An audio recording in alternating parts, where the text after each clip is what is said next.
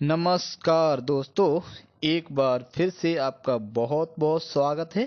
तो इस वीडियो में भी हम लोग सिंथेसिस या कंबाइनिंग सीखने वाले हैं। तो जिसका मतलब जो है वाक्यों को जोड़ना होता है, और वाक्यों को जोड़कर या मिलाकर के हम लोग क्या करते हैं, वाक्य को सिंपल बनाते हैं या कॉम्प्लेक्स बनाते हैं या फिर कंपाउंड बनाते हैं। ठीक है, जैसे आपका ये वाक्य दिया हुआ है, इसको हम सिंपल बनाने का प्रयास करेंगे। तो सबसे पहले आपको बिल्कुल जल्दबाजी नहीं होनी चाहिए। तो सबसे पहले आप वाक्य को समझेंगे कि वाक्य का मतलब क्या है, यानी जो वाक्य दिए हैं तो उनका मतलब क्या है। ठीक है, तो यहाँ पे देखो, दे टेक टी, यानी कि वे चाय लेते हैं, यानी कि वे चाय पीते हैं।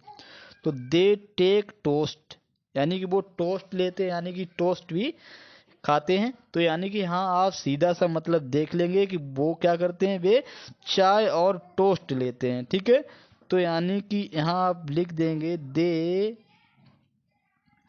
टेक, क्या क्या लेते हैं। अब आप कह सकते हैं वो दो चीजें लेते हैं। तो पहले को आप टी, यानी कि टी लेते हैं, और क्या लेते हैं, तो आप अपनी तरफ से यहाँ एंड लगा देंगे। ठीक है, और एंड के बाद में आप देख रहे हैं दूसरे वाक्य से आप टोस्ट ले लेंगे, TOAST। ठीक है, अब आप सोच रहे हैं कि सर ये एंड से तो आपका कंपाउंड बनता है। तो यहाँ पे आप देख रहे हैं एंड से जुड़ क्या रहा है। एंड से हमारा जो है दो वाक्य नहीं जुड़ रहे हैं, बल्कि दो ऑब्जेक्ट जुड़ रहे हैं। तो यहाँ पे आपका ये वाक्य सिंपल ही माना जाएगा। ठीक है, ये चीज आपको ध्यान रखना है, डाउट भी क्लियर करते हुए चलेंगे। अब देखो, यही बिल्कुल सेम यहाँ पे है, सीता वेंट टू आगरा। सीता कहाँ गई, सीता आगरा गई। गीता ऑल्सो, यानी गीता भी वेंट टू आगरा, गीता भी कहाँ गई, आगरा गई। तो इसका मतलब सीता और गीता आगरा गए। ठीक है, तो यानी कि सीता, और इसी को आप जोड़ देंगे एंड से, एंड गीता, यानी दोनों लोग कहाँ गए, गीता, और उसके बाद में आप सेंस लेके यहाँ लिख देंगे वेंट टू आगरा। ठीक है, तो यहाँ भी आपको ध्यान रखना है, आप ऐसा नहीं सोचेंगे कि सर यहाँ आपने एंड फिर लगा दिया, एंड से तो हमारा कंपाउंड बनता है। तो यहाँ आप देख रहे हैं सब्जेक्ट जुड़ रहे हैं, कोई यहाँ पे दो वाक्य नहीं जुड़ रहे हैं, यानी कि दो वर्ब भी नहीं जुड़ रही हैं। तो आप कह सकते हैं ये वाक्य भी हमारा क्या है, सिंपल है। ठीक है, अब सोचोगे आप ऑल्सो कहाँ चला गया, आप केवल ये सेंस यहाँ पे समझाया गया है कि सीता वेंट टू आगरा, यानी सीता आगरा गई। गीता ऑल्सो, गीता भी आगरा गई। तो दोनों का मतलब ये हो गया, सीता और गीता कहाँ गई, आगरा गई। ठीक है, अब देखो अगले में, ही लाइक्स रीडिंग, वह क्या पसंद करता है, रीडिंग, यानी कि उसको पढ़ना पसंद है, यानी कि वह पढ़ना पसंद करता है। ही लाइक्स प्लेइंग, वो क्या पसंद करता है, प्लेइंग, खेलना पसंद करता है। तो अगर आपसे पूछा जाए वह क्या क्या पसंद करता है, तो आप कहेंगे वो रीडिंग पसंद करता है और प्लेइंग पसंद करता है। तो यानी कि इसको भी आप एंड लगा करके ये आराम से सिंपल आप बना देंगे। तो यानी कि ही और लाइक्स आप इसी से लिख लेंगे। ठीक है, तो ही लाइक्स क्या क्या पसंद करता है, तो पहले वाक्य से आप रीडिंग लिख लेंगे। ठीक है, और दूसरे वाक्य से आप क्या लिख लेंगे, प्लेइंग। तो यहाँ आप बीच में जोड़ देंगे क्या, एंड जड़, यानी कि रीडिंग और प्लेइंग को एंड से जोड़ देंगे, और यहाँ पे आप लिख देंगे प्लेइंग। ठीक है, और फुल स्टॉप लगा देंगे। तो ये हमारा बन गया क्या, सिंपल बन गया। अब जरा इस वाक्य को देखिए, इसको भी बनाना है। मान लीजिए सबसे पहले हम सिंपल बनाएंगे, जिसका हम कॉम्प्लेक्स भी बनाएंगे। Honesty is the best policy, आपने अच्छे से पढ़ा है इसको, हर बच्चा सुनता है, हर कोई सुनता है। ईमानदारी सबसे अच्छी नीति है। बी शुड बी ऑनेस्ट, हमें होना चाहिए, कैसा होना चाहिए, ईमानदार होना चाहिए। ठीक है, अब यहाँ पे इससे पहले वाले वीडियो में हमने आपको बताया है कि के कारण या की वजह से अगर आता है तो हम लोग विंग से क्या करते हैं, उसको सिंपल बनाते हैं। तो यहाँ पे आप देख रहे हैं, एक चीज और ध्यान रखना है, यहाँ पे आपका सब्जेक्ट ऑनेस्टी है और यहाँ पे है बी। तो जब दोनों सब्जेक्ट अलग अलग होते हैं तो इनको आप हटाएंगे नहीं। किस तरह से बनाएंगे, तो ऑनेस्टी को ऑनेस्टी लिख लेंगे। ठीक है, ऑनेस्टी, और ये जो आप इज देख रहे हैं इसको आप बीइंग में चेंज कर देंगे। तो honesty being, being the best policy, the best policy. ठीक है, तो आपने इसमें क्या किया है, देखो अलग अलग सब्जेक्ट हैं तो आप एक भी सब्जेक्ट को हटाएंगे नहीं, ठीक है। और इज एम आर या वॉज वर्ब को आप बीइंग में बदल देंगे। तो honesty being the best policy, यहाँ पे कॉमा लगा देंगे और यहाँ पे आप लिख देंगे be should be honest, B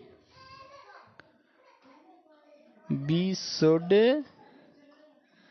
B honest. तो ये हमारा क्या बन गया है, ये हमारा बन गया है सिंपल, ठीक है। और इसी को अगर कॉम्प्लेक्स बनाना चाहें तो कैसे बनाएंगे, देखिए कॉम्प्लेक्स भी बन जाएंगे। तो कैसे, तो हम कहेंगे चूंकि ईमानदारी सबसे अच्छी नीति है अतः हमें ईमानदार होना चाहिए। तो चूंकि के लिए केवल यहाँ पे आप एज लगा देंगे, ठीक है। और एज के बाद आप इन्हीं वाक्यों को ज्यों का त्यों उतार देंगे। तो यहाँ लिख देंगे as honesty is the best policy, the best policy यहाँ पे लिख देंगे। और फिर यहाँ कॉमा से be should be honest, be और यहाँ शुड बी ऑनेस्ट करके लिख देंगे। तो आप देख रहे हैं एज से ये हमारा क्या बन जाएगा, कॉम्प्लेक्स बन जाएगा। आगे बढ़ते हैं, यहाँ देखेंगे विराट प्लेड वेल, यानी कि विराट क्या अच्छा खेला, इंडिया वॉन द मैच। तो देखो विराट अच्छा खेला, India won the match, India match जीत गई, ठीक है। तो ये आपका थोड़ा टेक्निकल है, यहाँ आपको पूरी तरह से सेंस समझना पड़ेगा, अदरवाइज ये आपके ऊपर ऊपर से उड़ जाएगा। देखो तो यहाँ पे आया कि विराट के अच्छा खेलने पर, तो यहाँ हिंदी आप लिख लेंगे। देखो विराट के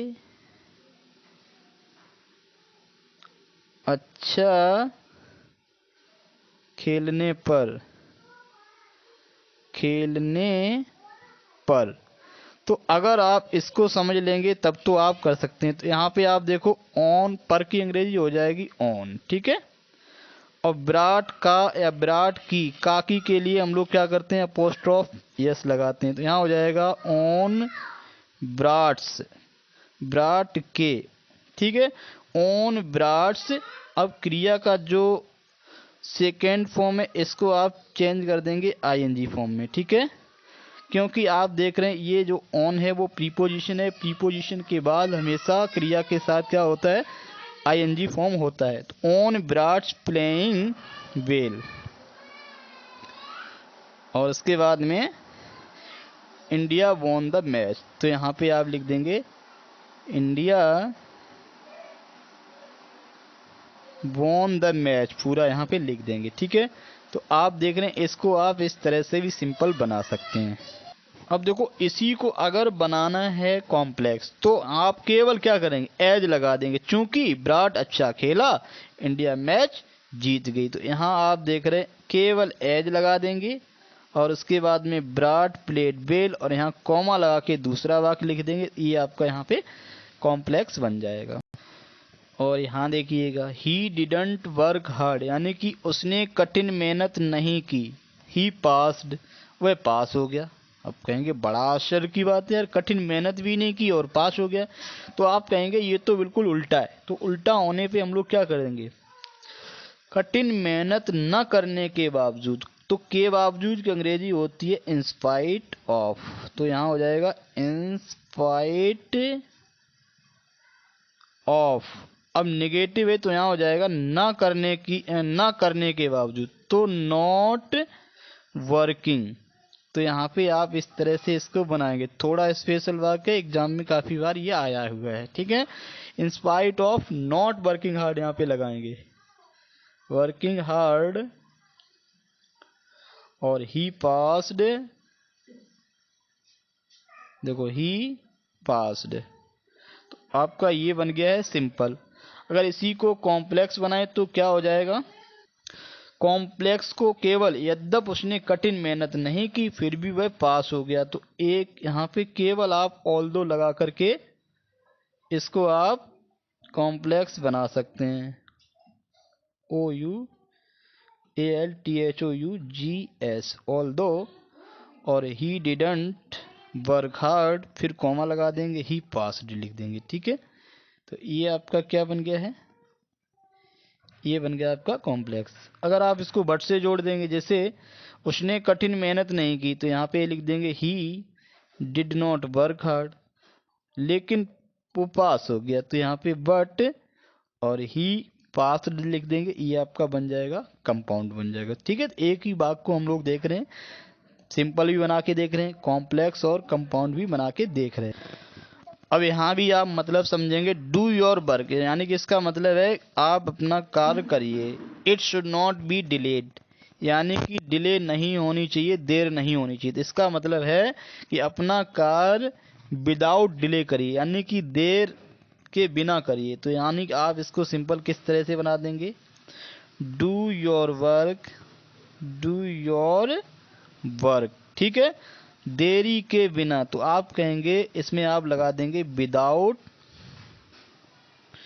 विदाउट यानी कि ये आपने क्यों लगा दिया, के बिना के लिए लगा दिया, के बिना, विदाउट किसके बिना, डिलेड के बिना, यानी डिले नहीं होनी चाहिए, विदाउट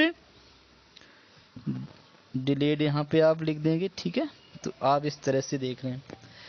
और यहाँ आप देखिए द ट्रेन केम, यानी कि ट्रेन रेलगाड़ी आई, इट वॉज नॉट लेट, ये लेट नहीं थी, ये देर से नहीं थी। जिसका मतलब जो है ट्रेन जो है वो देर से नहीं आई। तो आप कह सकते हैं किसको इस तरह से बना सकते हैं, simple the train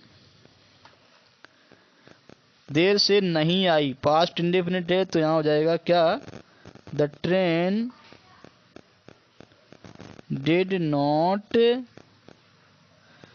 come late. या दूसरा आप सिंपल इस तरह से ही बना सकते हैं, द ट्रेन केम, और लेट नहीं आई, इसका मतलब आई इन टाइम, इन टाइम। देखो इसमें आप इतना भी बदलाव कर सकते हैं, क्योंकि इंग्लिश डिपेंड्स ऑन सेंस, तो according sense the train came in time, यानी कि जो आप इसको इतना भी लिख कर की सिंपल बना सकते हैं। तो इसमें हम लोग इतना ही पढ़ेंगे।